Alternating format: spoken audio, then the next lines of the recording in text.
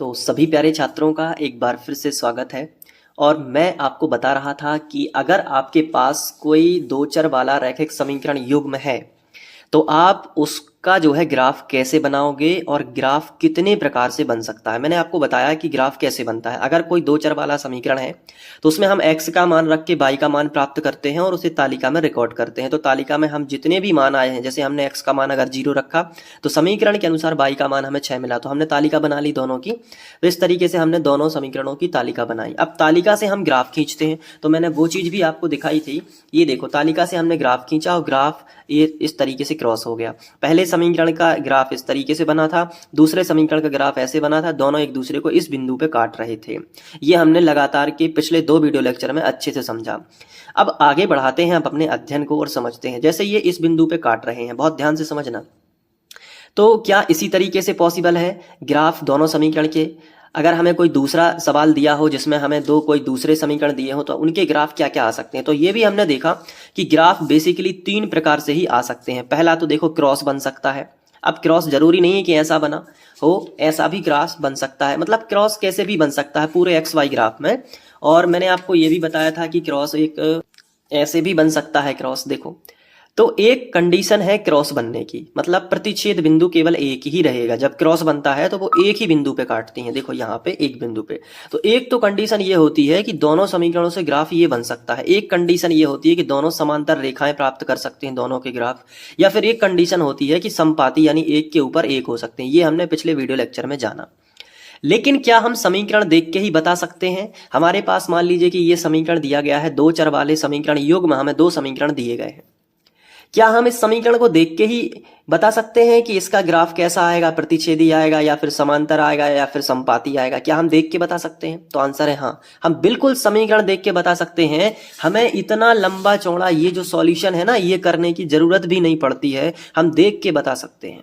लेकिन उसके लिए आपको कुछ सीखना पड़ेगा। क्या सीखना पड़ेगा? बहुत सिंपल चीज है, देखो मैं आपको बता देता हूं।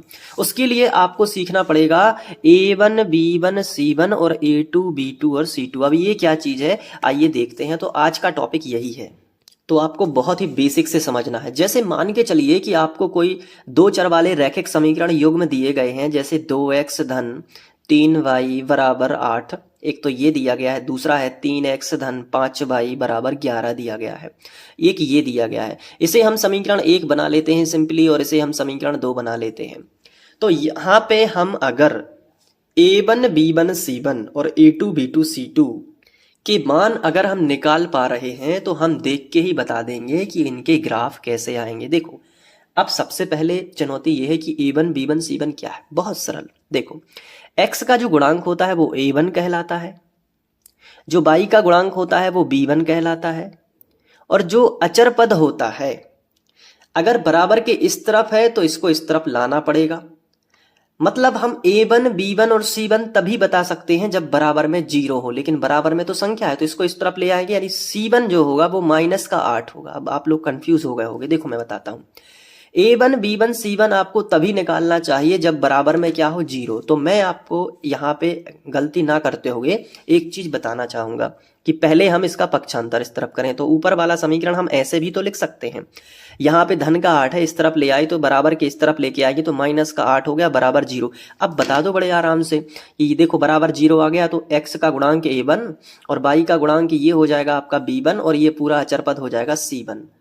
तो अब ध्यान रखना, मेरे जैसी गलती नहीं करना। आपको बराबर में 0 तब तक ना दिखे जब तक आपको A1 B1 C1 नहीं निकालना है। यानी कि अगर बराबर में संख्या है तो पहले उसका पक्षांतर कर लो ताकि यहाँ पे कुछ ना बचे, तो बराबर में 0 ले सकते हो और फिर A1 B1 C1 बता सकते हो। तो बताओ, दूसरे समीकरण में A1 B1 C1 बता सकते हो। बिल्कुल गलती नहीं करना। आपको क्या करना है, आपको ये कहना है कि सर अभी हम नहीं बता सकते A1 B1 C1। क्यों? क्योंकि बराबर में 0 नहीं है। तो इस समीकरण को आप दोबारा से लिखोगे, 3x धन 5y और ये जो प्लस का 11 है ना, इस तरफ ले आओ तो माइनस का 11 बराबर 0। अब आप कहोगे सर अब हम बता सकते हैं A1 B1 C1। A1 B1 C1 नहीं, A2 B2 C2 बता सकते हो, क्योंकि पहले वाले में 1 1 1 रहेगा, दूसरे समीकरण में 2 2 2 रहेगा। तो बताओ, A2 ये रहेगा, x का गुणांक ये दूसरे समीकरण का x का गुणांक A2 कहलाता है। दूसरे समीकरण में जो y का गुणांक होगा ना 5, ये B2 कहलाएगा, और जो यहाँ पे अचर पद होगा वो C2 कहलाएगा। बोलो समझ पाए हो ना? तो ये जो तरीका होता है समझने का, अगर आपको ये समझ में आ गया तो आप कोई भी समीकरण कर सकते हो। चलिए मैं एक समीकरण आपके लिए दे रहा हूँ। x प्लस वाई बराबर 7 और 2x प्लस 3y बराबर 2। चलो बताओ जल्दी से। इसमें आपको a1 b1 c1, तो आप गलती नहीं करना। आप कहोगे क्या कि सर मैं पहले इन्हें व्यवस्थित करूंगा। तो व्यवस्थित कैसे करोगे? आप लिखोगे दोनों समीकरणों को व्यवस्थित करने पर तो x प्लस वाई और ये प्लस का 7 इस तरफ आ जाएगा तो माइनस का 7 हो जाएगा और बराबर क्या हो जाएगा? 0। इसे आप समीकरण 1 बना दोगे और इसको इस तरफ ले जाओगे तो 2x धन 3y और ये प्लस का 2 इस तरफ आ जाएगा तो माइनस का 2 और बराबर 0। इसे आप समीकरण 2 बना दोगे। क्लियर है कि नहीं बताओ? अब बराबर में 0 यहाँ पे भी है, बराबर में 0 यहाँ पे भी है, तो आप क्लियर लिख सकते हो कि a1 का मान x का गुणांक, यहाँ पे तो कुछ भी नहीं है तो 1 माना जाएगा। तो a1 का गुणांक हो जाएगा, x का गुणांक 1 है तो a1 का मान 1 हो जाएगा। चलो कॉमा लगा दो। अब b1 बता दो और यहाँ पे c1 बताना है और नीचे वाले समीकरण से a2 हो जाएगा, b2 हो जाएगा और c2 हो जाएगा। मान बताओ। बाई के आगे कुछ भी नहीं लिखा है तो 1 माना जाएगा और यहाँ पे ये पूरी संख्या ही c1 कहलाती है जो कि माइनस का 7 है। चिन्ह सहित लिखना होता है, ठीक है, अचर पद कहलाता है। a2 बताओ x का गुणांक कितना है? 2, तो ये पूरा 2 हो जाएगा। b2 कितना है? ये बाई का गुणांक 3 है तो यहाँ पे पूरा 3 लिख देना और c2 क्या है? माइनस का 2 है। इस तरीके से a1 b1 c1 और a2 b2 c2 निकाल सकते हो। पहले समीकरण से सब 1 निकलेंगे और दूसरे समीकरण से सब 2 और 2 निकलेंगे। क्लियर है? कोई दिक्कत की बात नहीं है। अब यहाँ पे सब लोग ये क्वेश्चन करते हैं और सबके दिमाग में एक सवाल आता है कि सर ये a1 b1 c1 और a2 b2 c2 आते कहाँ से हैं? है क्या ये चीज? देखो सिंपली तो मैंने बता दिया कि करना कैसे है, लेकिन एक्चुअली में होता क्या है, एक समीकरण होता है व्यापक समीकरण a1 x धन b1 y धन c1 बराबर 0 और a2 x धन b2 y धन c2 बराबर 0। ये व्यापक समीकरण होते हैं। तो आपकी जो आपको समीकरण दिए गए थे ना, ये इनकी तुलना इससे ही करी जाती है। तो करो जैसे, तो x से x कट जाएगा तो a1 का मान कितना रहेगा? 1। बाई से बाई कट जाएगा तो b1 का मान कितना रहेगा? 1 और c1 का मान सीधा सीधा कितना है? -7। तो ये व्यापक समीकरण है, इनको याद कर लेना। व्यापक समीकरण हर भाषा में इनका यूज होगा आगे चल के। तो व्यापक समीकरण a1x धन b1 y धन c1 बराबर 0 तथा a2x धन b2 y धन c2 बराबर 0। ये व्यापक समीकरण आप याद करोगे, होमवर्क में आपको दिया गया है। ये व्यापक समीकरण आपको याद कर लेने हैं जिससे a1 b1 c1 आपको पता चलेगा। अब इससे होगा क्या? देखो मैं बताता हूं। अगर आपका जो है, आपको कोई भी सवाल दिया हो, जैसे यहाँ पे, अब थोड़ा सा बहुत ध्यान से समझना। जैसे आपको सवाल दिया गया था x धन y बराबर 6 और दूसरा दिया गया था 3x धन 2y बराबर 8। ये सवाल मैंने आपके लिए अभी लिया था। तो मैं आपसे कहूँ कि बताओ इसका ग्राफ कैसा आएगा? क्या प्रतिच्छेदी रेखाएं आएगा या फिर समांतर रेखाएं आएगा या फिर समपाती रेखाएं आएगा? बताना है बिना सवाल को हल किए। तो बहुत सिंपल है, बस ध्यान से समझो। कोई भी ग्राफ आप ऐसे बता सकते हो, a1 b1 c1 और a2 b2 c2 निकालो सबसे पहले। तो बराबर में 0 नहीं होगा तब तक नहीं निकाल सकते, तो व्यवस्थित कर लो।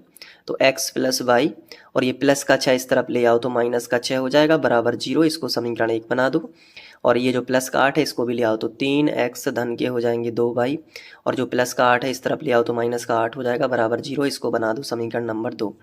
अब आपको लिखना है कि समीकरण 1 व 2 की तुलना। व्यापक समीकरण, और व्यापक समीकरण अपने हैं a1 x धन b1 y धन c1 बराबर 0 तथा a2 x धन b2 y धन c2 बराबर 0 से करने पर बिल्कुल इनको रट्टा मार देना है, इनको याद कर लो बिल्कुल। a1 x धन b1 y धन c1 बराबर 0, a2 x धन b2 y धन c2 बराबर 0 से करने पर ये तुलना करते हैं। तो जब भी हम कोई सवाल करेंगे बुक का, अभी तो हमारा जो है अध्याय हम समझ रहे हैं कि क्या क्या है इस चैप्टर में, कैसे हम लोग इस अध्याय को अच्छे से सीख सकते हैं। तो इसमें क्या है कि आपको ये सब याद हो जाएगा। तो फिर आपको a1 का मान निकालना है, बराबर लगा दिया, b1 का मान निकालना है, बराबर लगा दिया और c1 का मान भी निकालना है। चलो बताओ a1 कितना है? समीकरण 1 में सब 1 वाले मान मिलेंगे। तो x का गुणांक a1 कहलाता है, x का गुणांक कुछ भी नहीं है तो क्या है? 1 है। y का गुणांक b1 कहलाता है, कितना है? 1 है। और c1 का कितना है? -6, तो यहाँ पे रख लो -6। अब 2 वाले मान तो a2 b2 और c2 के मान निकाल रहे हैं। तो बेटा यहाँ ध्यान से देखते रहो। देखो a2 कितना है? x की जगह पे 3, y का मान कितना है? 2, c2 हो गया -8। क्लियर? तो देखो x का गुणांक a2, y का गुणांक b2 और अचर पद c2। तो a1 b1 c1 और a2 b2 c2 निकल आए। अब आपको यहाँ पे करना है एक मेन काम। आपको पता करना है ना कि इसका ग्राफ कैसे आएगा। तो देखो पहले करना है a1 बटे a2, a1 बटे a2, तो 1/3 आएगा। मतलब A1 के बटे में A2 करोगे तो उसके मान के बटे में भी उसका मान आएगा। इसके बाद आपको करना है नीचे B1 बटे B2, तो आप B1 बटे B2 कर लो। तो अब जैसे 1/2 हो गया B1 बटे B2। अब आपको देखना है कि क्या ये दोनों बराबर हैं, तो बिल्कुल बराबर नहीं है। दिख रहे हैं क्या बराबर नहीं है? इसका मतलब है कि 1/3 बराबर नहीं है 1/2 के, ये आपस में बराबर नहीं है। मतलब A1 बटे A2 का जो मान है वो B1 बटे B2 के बराबर नहीं है। तो A1 बटे A2 बराबर नहीं है B1 बटे B2, हम ऐसा लिख सकते हैं। और जब भी ऐसा आए बिल्कुल 100% आपको प्रतिच्छेदी रेखाएं मिलेंगी। तो आज से याद रख लो कि जब भी A1 बटे A2 बराबर नहीं हो B1 बटे B2 के, जो हमें समीकरण दिए गए हैं ना उससे, तो हम बिल्कुल कह सकते हैं कि उनमें प्रतिच्छेदी रेखाएं हैं, यानी कि संगत रेखाएं हैं। आपस में जो रेखाएं वो कैसी हैं, संगति कर रही हैं एक पॉइंट पे, तो वो संगत होंगी। तो समझ गए कि नहीं? इसके अलावा 2 शर्तें और हैं। तो आपके दिमाग में सवाल उठ रहा होगा कि ये कब आएगा। देखो ये तब आएगा जब A1 बटे A2 बराबर B1 बटे B2 हो, लेकिन बराबर नहीं हो C1 बटे C2 के, तब ये वाली लाइन आएंगी दोनों। मतलब अगर कोई समीकरण आपको ऐसा मिले तो आप समझ जाना कि उसमें समांतर रेखाएं होंगी। और अगर ये कब आएगा संपाती, जब A1 बटे A2 बराबर हो B1 बटे B2 के, और वो भी बराबर हो C1 बटे C2 के। बेटा अगर ये वाली शर्त आपको दिख गई तो आपको ये संपाती रेखाएं, ये तीनों आपको, अभी तो शुरुआत हुई है, अभी बस पढ़ते जाओ, हर एक चीज समझ में आएगी। तो अभी क्या है कि अभी देखो हमने जो सवाल हल किया है उसमें A1 बटे A2 बराबर नहीं आया है B1 बटे B2, यानी बराबर नहीं है। इसका मतलब ये होगा कि ये प्रतिच्छेदी रेखा है। और सबसे ज्यादा सवाल इसी के रहते हैं कि A1 बटे A2 अगर बराबर नहीं है B1 बटे B2 के, तो हम बिल्कुल बिना ग्राफ खींचे हम बता सकते हैं कि इसका जो ग्राफ है वो ऐसा ही आएगा, और इसे कहते हैं अद्वितीय हल। तो मैं यहाँ पे लिख देता हूँ कि ये किसका ग्राफ है, A1 बटे A2 बराबर नहीं है B1 बटे B2 के, ये इसका ग्राफ है। और इसको कहते हैं अद्वितीय हल। अद्वितीय हल क्यों? क्योंकि इसका केवल एक हल होता है। अद्वितीय हल, या फिर हम लिख सकते हैं कि केवल एक ही हल होता है, एक ही हल होता है। तो ये इसलिए होता है क्योंकि एक ही बिंदु पे टच होता है, तो उस बिंदु के जो निर्देशांक होंगे उन दोनों समीकरणों के हल होंगे। तो अगर आप क्रम से देख रहे हो तो आपको पूरा पता चलता जा रहा होगा। तो ये है, अब देखो, तो ये 3 शर्तें मैंने पहले से ही लिख रखी हैं। अब जब भी सवाल आएगा तो मैं आपसे पूछूंगा। चलो बताओ, ये वाला जो मैंने बताया है ये समांतर रेखाओं वाला, इसमें कैसी रहती हैं रेखाएं, असंगत रहती हैं, और इसका क्या होता है, कोई हल नहीं है, कोई हल नहीं होता है। ऐसी स्थिति में कोई हल नहीं होता। और ये वाला जो रहता है संपाती रेखाएं, इसके अनंतः अनेक हल होते हैं। तो ये भी ध्यान रखना, अनंतः अनेक हल होते हैं। तो इस तरीके से हम सवालों को कर सकते हैं, कोई दिक्कत नहीं है। ये 3 शर्तें हैं जो आपको याद रखनी है। तो आइए मैं समाप्ति में लिख देता हूँ तीनों शर्तों को। ये देखिए, अब इन तीनों का आपको स्क्रीनशॉट लेना है। यहाँ पे एक चीज़ और लिख दूँ, महत्वपूर्ण शर्तें। तो तीनों का स्क्रीनशॉट लेके तीनों शर्तों को अच्छे से याद कर लेना है, अपनी कॉपी में लिख लेना है। इन तीनों शर्तों का बहुत बड़ा रोल रहेगा आपका उदाहरण 1 से। तो अब हम आगे बढ़ते हुए उदाहरण 1 करेंगे। तो अब आपको ये सब अच्छे से लिख लेना है। मिलते हैं नेक्स्ट वीडियो लेक्चर में। Thank you.